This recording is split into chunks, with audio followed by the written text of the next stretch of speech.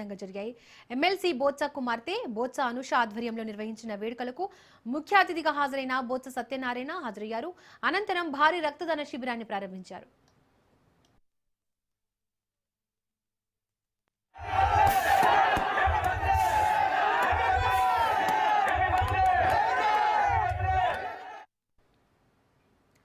ఐదేళ్ల జగన్ పాలనలో సొంత పథకాలను ప్రవేశపెట్టి ఏపీ ప్రజల్లో ఒక బ్రాండ్ ఇమేజ్ సంపాదించుకున్నారని బొత్స అన్నారు.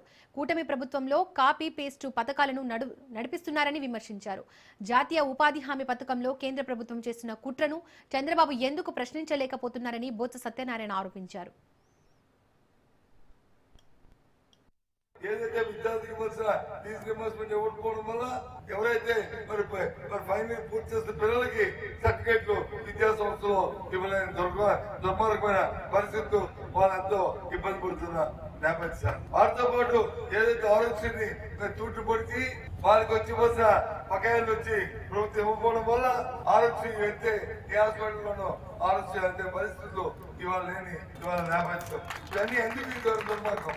కానీ జగన్మోహన్ రెడ్డి గారు ఆయన హయాంలో ఆయన మరి ప్రజలకి ఎప్పుడు కూడా సూర్యచంద్ర ఉన్నంత వరకు రాజశేఖర గారు ఏ విధంగా కార్యక్రమాలు చేసి ఆయన పేరు తెలుస్తాయి ఉంచుకున్నారో అదే విధంగా ఈ అమ్మఒడిని కానీ రైతు భరోసాలు కానీ ఈ నేసాలు కానీ లేదు సీపోర్ట్లు కానీ లేకపోతే హార్బర్లు కానీ లేదు మెడికల్ కళాశాలలు కానీ ప్రజా వైద్యాలకు సంబంధించిన కళాశాలలు కానీ ఏ కార్యక్రమం చేసినా ఆయన తెలుస్తాయి ఉండిపోవడానికి చేసిన నరంలో అత్యుక్తి లేదని చెప్పి ఈ సందర్భంగా మనం చేస్తాం. నిన్న దూరేళ్ళు ఆయన ఇంకా చల్లగా ఉండాలని ఆయన హయాంలో ఇంకా రాబోయే కాలంలో ఇంకా మంచి కార్యక్రమాలు రాష్ట్రంలో జరగాలని ఈ రాష్ట్ర ప్రజలకు అందరికీ కూడా అండదండగా భరోసాగా ఉండాలని ఆ రోజు ఆ తండ్రి గారు ఎలా అయితే వదిలింది ముసలి అమ్మ కూడా హాయిగా పర్వాలేదు ఈ ప్రభుత్వం ఉంది నాకు రాజశేఖర ఉన్నారంటే హాయిగా నిద్రపోయేదో అదే నిద్రని జగన్మోహన్ రెడ్డి ఇచ్చారు.